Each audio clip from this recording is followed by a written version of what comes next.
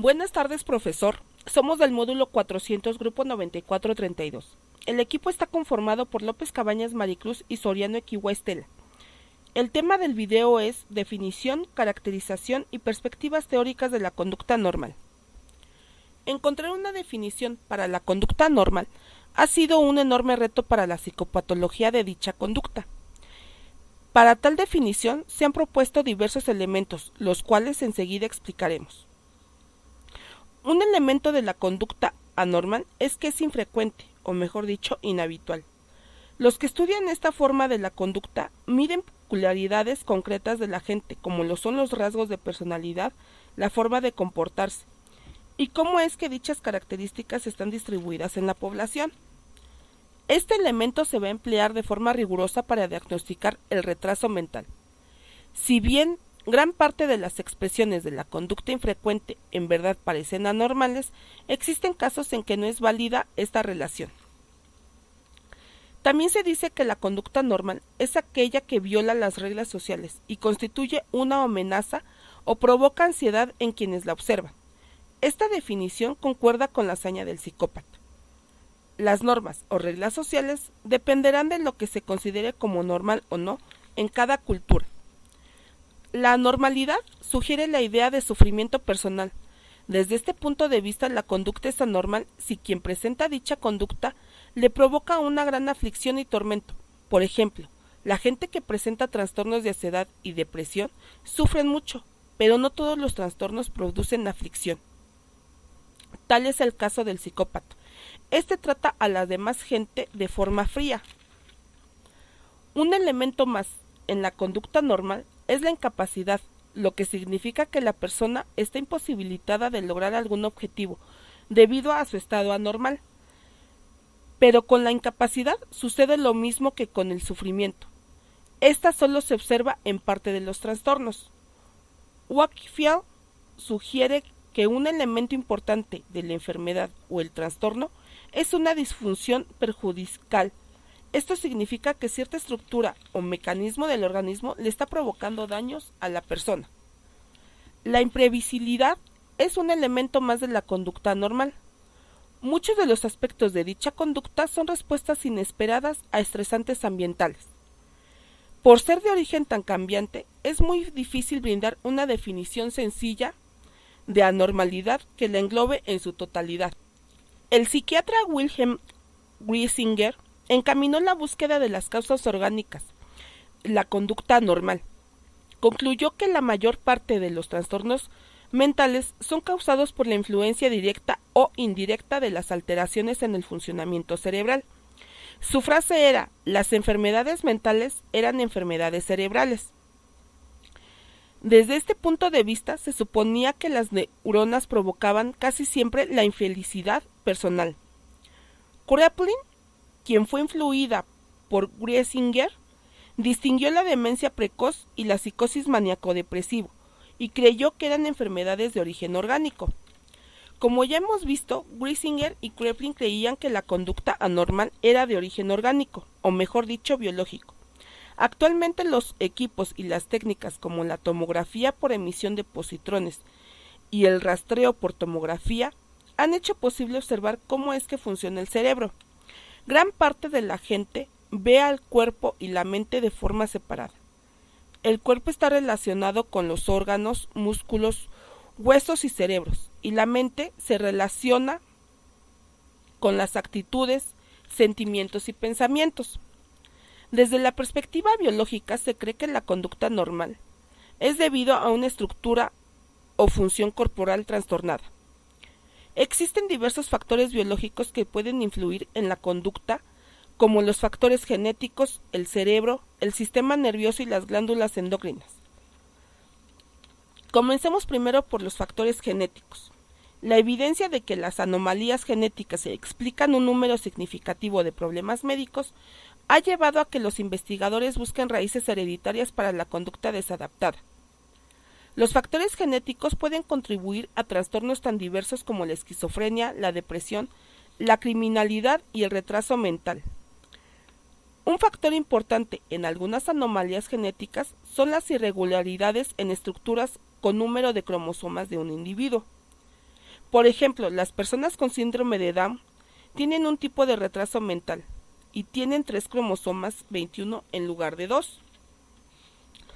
Algunos genes en particular ejercen una influencia sobre la conducta mediante una larga serie de pasos. Su influencia se puede modificar por los eventos que se presentan antes y después del nacimiento, así como por la acción de otros genes. La base para la acción de los genes es una sustancia completa, el DNA. En ocasiones está presente un gen específico que se identificó como la causa de cierta característica o enfermedad. Sin embargo, la persona no muestra ninguna señal del problema o tal vez solo síntomas leves. Una área joven que se está desarrollando con rapidez es la genética poblacional. Esta estudia la distribución de los genes en grupos de personas que se unen entre sí. Por ejemplo, la enfermedad de Tay-Sachs es una forma de retraso provocada por los genes que transmiten algunos judíos, cuyos ancestros provenían de una área de Europa en particular. Los genetistas conductuales estudian los efectos de la herencia genética sobre la conducta. El trabajo actual de los especialistas en genética de la conducta sugiere que las diferencias en la personalidad entre los miembros de una familia se explican por medio de una combinación de diferencias genéticas entre los hijos y los efectos del ambiente que no se comporte. El sistema nervioso tiene dos direcciones principales: el sistema nervioso central y el sistema nervioso periférico. Este último está dividido en sistema somático y el sistema autónomo. Las funciones de las células nerviosas es transmitir los impulsos eléctricos a otras células nerviosas y a las estructuras del sistema nervioso. El cerebro es la parte más compleja del sistema nervioso y los trastornos en partes específicas del cerebro darán como resultados carencias conductuales específicas. Existen muchas pruebas de que las distintas carencias conductuales son el resultado de defectos en el sistema nervioso central. La psicología anormal se ha interesado por el papel que juegan las glándulas endocrinas en el control de estrés. Estas glándulas son de secreción interna. Esto significa que descargan la sustancia que producen directamente en el torrente sanguíneo. Las hormonas de dichas glándulas nos ayudan a movilizar nuestros recursos físicos para manejar los estresares, ya sea luchando o escapando. Ha surgido un nuevo campo interdisciplinario, el cual es conocido como neurociencias. Los investigadores de dicho campo buscan comprender la relación entre la estructura y funcionamiento del cerebro y los pensamientos, sentimientos y conductas humanas. Entre más se realizan investigaciones en este campo, se vuelve más claro el sinfín de los factores que pueden provocar las enfermedades mentales. La importancia de este enfoque se puede ilustrar con el trastorno del mal del Parkinson, descubierto por James Parkinson. Para comprender las actividades complejas del sistema nervioso, se necesita identificar las conexiones anatómicas importantes y los factores químicos. Para esto existe la tomografía computarizada y las imágenes de resonancia magnética. Estas técnicas están basadas en la capacidad de las ondas electromagnéticas y las señales de radiofrecuencia, las cuales penetran el tejido óseo. La tomografía de positrones es una técnica que nos da la posibilidad de estudiar la fisiología del cerebro y nos da imágenes de los procesos metabólicos, el flujo sanguíneo cerebral y los rasgos de neurotransmisión.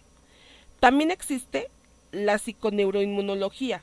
Este campo de estudio reúne a los procesos psicológicos, neurológicos e inmunológicos. El sistema inmune tiene dos funciones principales: reconocer a los materiales extraños y la inactividad o eliminación de estos materiales. El sistema inmune ejerce una gran influencia en la susceptibilidad de una persona para el desarrollo de una enfermedad.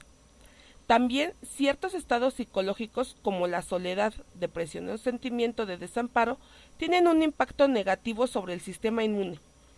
Los psiconeuroinmunólogos estudian 3 sistemas corporales de forma simultánea: el sistema nervioso el sistema endocrino y el sistema inmune. Existe la probabilidad de que algunas emociones y conductas anómalas señalen anomalías psiconeuroinmunológicas. Esta probabilidad se está estudiando sobre todo en personas que sufren de dos condiciones psicológicas severas: esquizofrenia y depresión. Durante años se ha sabido que las sustancias químicas tienen una influencia en la conducta. Las sustancias químicas se utilizan mucho en el tratamiento de la conducta desadaptada. Los límites entre la salud y la enfermedad no son claros, en parte por los papeles que representan los factores psicológicos, sociales y culturales, así como los biológicos. Desde el punto de vista de la psicología animal, es importante relacionar los procesos biológicos con la conducta desadaptada. Es posible que la mayor parte de las enfermedades sean provocadas por determinantes múltiples, que incluyen factores físicos, ambientales, psicológicos y hereditarios. La perspectiva biológica señala que muchos tipos de conducta anormal se deben en gran parte a los factores que están más allá del control de las personas, sobre todo el tipo de cerebro y cuerpo con el que nacieron las personas y el ambiente en el que se desarrollan. El psiquiatra alemán Johann Christian Heinroth elaboró la teoría de que las enfermedades mentales eran el resultado de los conflictos internos entre impulsos no aceptados y la culpabilidad que generan estos, y que el individuo no está consciente de estos conflictos. Lo que distinguió la teoría de Heinroth de la de sus predecesores fueron sus intentos por proporcionar una explicación de toda la persona, la vida interna y las tensiones mentales que están detrás de la conducta observable. La perspectiva psicodinámica se basa en la idea de que los pensamientos y las emociones son causas importantes de la conducta.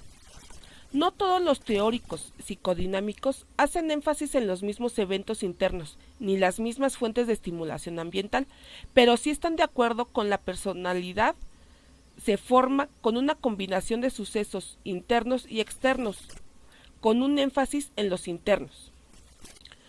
Sigmund Freud fue el creador de esta perspectiva. Él creía que finalmente todas las conductas se podían explicar mediante los cambios corporales. No obstante, quedó impresionado por la teoría de Charles Darwin sobre la importancia de las emociones, y fue así que dirigió su atención en la influencia que éstas ejercían en el pensamiento. Además de la contribución de las teorías psicodinámicas a nuestra comprensión de la conducta humana, estas parecen tener una influencia especial porque son los sistemas a partir de los cuales se desarrollan varios tipos de psicoterapia. Un trastorno muy común durante los últimos años en el siglo XIX fue la histeria, la presencia de problemas físicos en ausencia de cualquier causa física. Las teorías de Freud sobre la personalidad se basan en dos suposiciones básicas: el determinismo físico y la dimensión consciente-inconsciente. El determinismo físico establece que toda conducta ya manifiesta u encubierta está causada o determinada por eventos mentalmente anteriores. Freud asumió que los eventos mentales, como los pensamientos y fantasías, varían en la facilidad con que llegan a la conciencia del individuo. Los eventos mentales no se encuentran a nivel de la conciencia, pero que no se pueden alcanzar con facilidad son preconscientes. Aquellos sucesos mentales que se pueden traer a la conciencia con dificultades son inconscientes. Freud afirmaba que el nivel de conflicto intrapsíquico es un factor importante al determinar nuestra conciencia de los eventos mentales particulares. Freud creía que los trastornos conductuales que ocurren después de la niñez son la causa de una combinación de experiencias traumáticas tempranas y experiencias posteriores que desencadenan las emociones y los conflictos no resueltos que se relacionan con los eventos tempranos.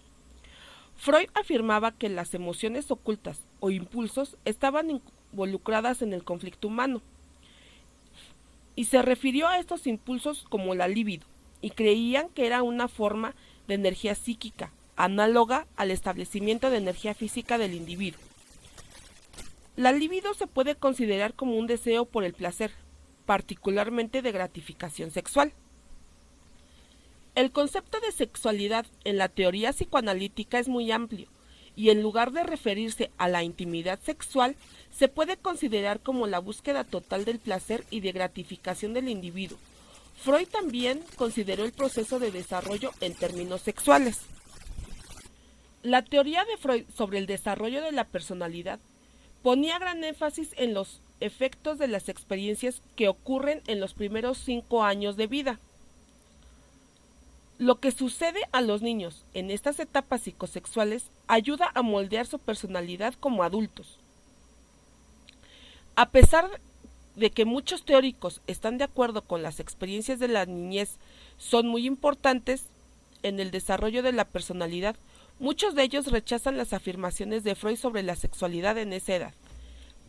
Para Freud, el mundo mental del individuo se divide en 3 estructuras: el id, ego y el superego. El id es una reserva por completo desorganizada de energía psíquica. Por otra parte, el ego es un agente que resuelve problemas. En tanto que el id se ocupa solo de aumentar el placer al máximo, los esfuerzos del ego se dirigen hacia el máximo aumento de placer dentro de las restricciones de la realidad. El superego emplea la culpa para mantener en línea al id. En la primera infancia, el id tiene el control de todas las fases de la conducta. Freud describió los procesos del pensamiento del infante como pensamientos de proceso primario. Esto significa que es la incapacidad de discriminar entre lo real y lo irreal. El pensamiento de procesos primarios refleja el apego sin inhibiciones al principio del placer, la satisfacción inmediata de las necesidades y los deseos sin importar los requerimientos de la realidad. El pensamiento de proceso secundario es característico de los niños grandes y de los adultos. Sin embargo, se considera que la desadaptación existe solo cuando el proceso primario representa un papel dominante en la conducta del adulto. Freud definió la ansiedad como una respuesta al peligro percibido o al estrés. Distinguió entre 2 clases de situaciones que provocan ansiedad. Una de estas es causada por una estimulación que excede la capacidad del organismo para manejarla. En la otra, se asume que la energía psíquica se acumula si las inhibiciones y tabús evitan que se exprese. Cuando esto sucede, se produce un estado traumático o de pánico. Los psicoanalistas creen que estos estados traumáticos es probable que ocurran en los infantes y niños que no saben cómo controlar gran parte de su ambiente. Freud creía que el ego no estaba desamparado frente a las demandas del id, del mundo exterior y del superego. La ansiedad alerta al individuo contra el peligro, así como de la presencia de un conflicto inconsciente intenso o de un deseo inaceptable. Son posibles varias respuestas defensivas ante el peligro. Está claro que el uso de estas respuestas, que se conocen como mecanismos de defensa, no es una característica especial de la conducta desadaptada. El más importante y básico de los mecanismos de defensa es la represión. Freud la llamó la piedra angular sobre la cual descansa el psicoanálisis. La represión reduce la ansiedad al mantener los pensamientos e impulsos que la provocan fuera del consciente del individuo. Con frecuencia, la represión se describe como un olvido motivado.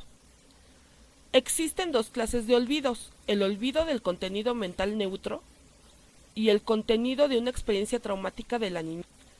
Freud creía que gran parte de la infelicidad y la falta de eficacia se deben a conflictos olvidados que ocurrieron hace mucho tiempo. Todos los psicoanalistas creen que las raíces de las conductas desadaptadas se pueden encontrar en las experiencias de la primera infancia y en los pensamientos y sentimientos infantiles que perduran toda la vida. Diferentes psicoanalistas no estaban de acuerdo con los aspectos de la teoría psicoanalítica tal como la creó Freud. Carl Jung no pensaba que todo el comportamiento estuviera determinado por los eventos tempranos en el desarrollo. La teoría de tipo psicosocial de Erik Erikson hace énfasis en la adaptación mutua entre el individuo y el ambiente, es decir, la capacidad del individuo para relacionarse con un espacio vital de personas e instituciones en constante cambio. Erikson, a diferencia de Freud, quien creía que el desarrollo se completaba esencialmente al principio de la vida, consideraba que el desarrollo es un proceso que dura toda la vida. Melanie Klein da un gran énfasis a las fantasías de objeto complejas y posiblemente preestablecidas. Otros teóricos de las relaciones del objeto dan una importancia central al concepto de escisión. Esto significa que es la capacidad de un infante para vivir un solo objeto. Creen que la escisión es común en varios tipos de conducta desadaptada, en la cual un individuo desarrolla poca capacidad para amar y reacciones de manera apropiada frente a los demás. James Code desarrolló la psicología del yo. Su enfoque del desarrollo personal se centra en la madurez del sentido del yo a partir de su estado infantil de fragilidad, fragmentación, hasta la estructura cohesiva y estable de la edad adulta. Code creía que los trastornos psicológicos se presentan cuando hay déficit importantes de la estructura del yo. Las experiencias tempranas indeseables pueden interferir en el desarrollo del yo. Los teóricos contemporáneos han ayudado a ampliar la perspectiva del psicoanálisis, sobre todo mediante el énfasis de que dan al papel que desempeñan las relaciones interpersonales distorsionadas en la conducta desadaptada. Al presentar estos puntos de vista, estos teóricos restan importancia al papel de la biología en la personalidad y buscan en el ambiente social las explicaciones de la conducta desadaptada. Perspectiva conductual sobre la conducta normal. John Watson, psicólogo estadounidense, quien fundó el conductismo. El enfoque conductual es determinista. El determinismo significa que todos los sucesos o actos son el resultado de lo que sucedió antes, no de las decisiones manifiestos del individuo. Se considera la conducta como un producto de las relaciones estímulo-respuesta, no de los eventos intrapsíquicos. Un reforzador es un evento cuya ocurrencia aumenta la probabilidad de cierto estímulo en que una respuesta determinada. Los reforzadores recompensan al individuo por hacer lo correcto o por no hacer lo incorrecto, es decir, darnos algo bueno. Un reforzador negativo aumenta la probabilidad de que las respuestas apropiadas se presenten al retirar algo desagradable tan pronto como ocurra la respuesta deseada. Por ejemplo, cuando una niña llora porque quiere algo, y cuando le dan lo que quiere, pues deja de llorar. El castigo es una consecuencia desagradable de una respuesta equivocada. El castigo se refiere a la adición de algún estímulo desagradable que sigue a una conducta: recibir una multa por la infracción de correr, ser ignorado después de revelarse uno mismo íntimamente a otra persona. Aún así, no se interesa castigar al otro. Su conducta podría ser sentida por el otro como punitiva. El castigo es una forma tramposa y aún peligrosa de control de conducta. Condicionamiento clásico. En el condicionamiento clásico, las respuestas que un organismo da en forma automática ante cierto estímulo se transfiere a un estímulo nuevo por medio de una asociación entre los dos estímulos. El condicionamiento clásico es también la base para algunas terapias, por ejemplo, la desensibilización sistemática, un procedimiento terapéutico cuyo objetivo es dirigir una respuesta condicionada. En el condicionamiento operante, el organismo debe dar una respuesta particular antes que ocurra el reforzamiento. El organismo opera sobre su ambiente y produce un efecto. El psicólogo estadounidense Skinner es famoso por demostrar la efectividad del condicionamiento operante. Skinner diseñó la caja de Skinner experimental, dentro de la cual una rata presionará una barra repetidamente si esta actividad se refuerza con bolitas de alimento que caen en un plato. El condicionamiento operante maneja respuestas que ocurren relativamente con poca frecuencia antes que se refuercen. El modelamiento es la obtención de la respuesta deseada al reforzar con éxito las mejores aproximaciones de esta, sea uno de los procesos básicos del condicionamiento operante. Se necesita un razonamiento considerable y una planeación para decidir qué clase de reforzadores son los mejores para lograr los objetivos particulares del modelamiento de conducta. El modelamiento expone al observador a las respuestas específicas que presenta el modelo. Lo que es aún más importante, da al observador un alimento para el pensamiento. Perspectiva cognitiva sobre la conducta normal. La psicología cognitiva se refiere a los seres humanos como procesadores de información y solucionadores de problemas. La perspectiva cognitiva se ocupa de los procesos internos, considerando al individuo como un procesador de información. La perspectiva cognitiva sostiene que las personas recolectan, almacenan, modifican, interpretan y comprenden en forma continua tanto la información que se genera en su interior como los estímulos del ambiente. Conducta desadaptada y cognición. John Dollard y Neil Miller intentaron relacionar el aprendizaje humano con los procesos psicodinámicos, así como los eventos externos. El pensamiento, el sentimiento, la percepción y otros procesos ocultos no se pueden observar, se pueden inferir. A esto se le conoce como constructor hipotéticos, porque no hay forma de probar que en realidad existen. Dollard y Miller emplearon los conceptos cognitivos al describir la conducta desadaptada como una consecuencia tanto de las experiencias desagradables de la vida del pensamiento desadaptado. George Nelly, el producto del extenso estudio de la naturaleza y de la experiencia personal. George Nelly, el producto del extenso estudio de la naturaleza y de la experiencia personal, fue la psicología de los constructos personales.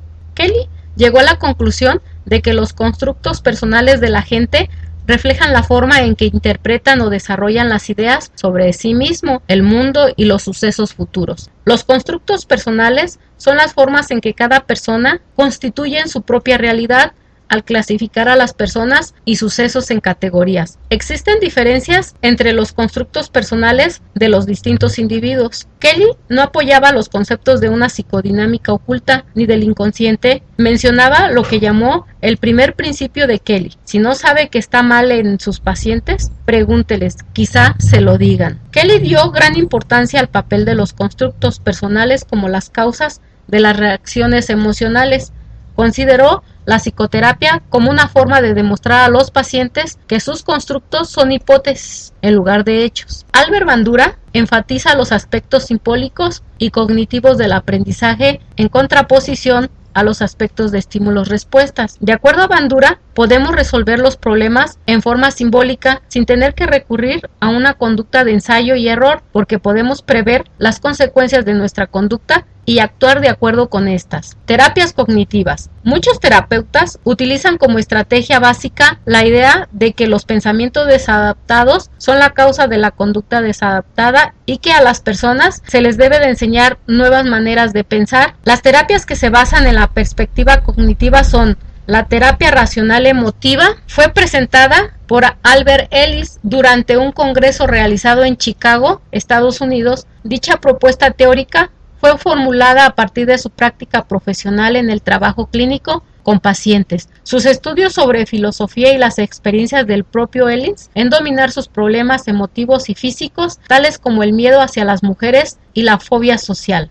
La terapia racional emotiva que desarrolló Albert Ellis se basa en la creencia de que la conducta depende más de los sistemas de creencias del individuo y la manera de interpretar las situaciones que de las condiciones subjetivas. Dentro de la terapia racional emotiva que desarrolla Albert Ellis, hace una división de las denominadas ideas irracionales. Tengo que o debo en tres áreas. Tengo que actuar, funcionar muy bien, perfectamente, lo que causa frecuentemente sentimientos de depresión, ansiedad y culpa. La segunda área se refiere: usted debe de tratarme, comportarse conmigo muy bien, perfectamente, lo que genera sentimientos de ira y conductas pasivo-agresivas o violentas. La tercera y la última área son las condiciones generales de mi vida. Tienen que ser muy buenas, cómodas, fáciles, lo que produce como resultado sentimientos de lástima por uno mismo y problemas de autodisciplina. En la terapia racional emotiva,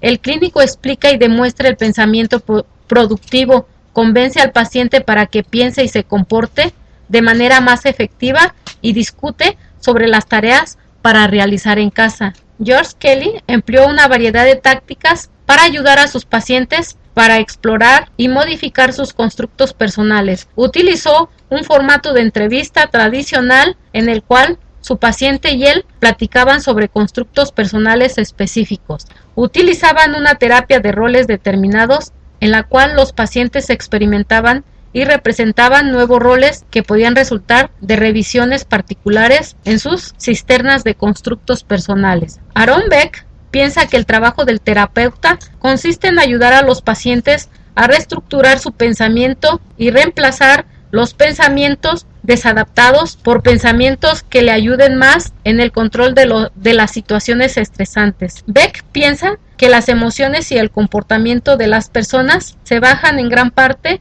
en la forma en que ven el mundo. Perspectiva humanista existencial sobre la conducta normal.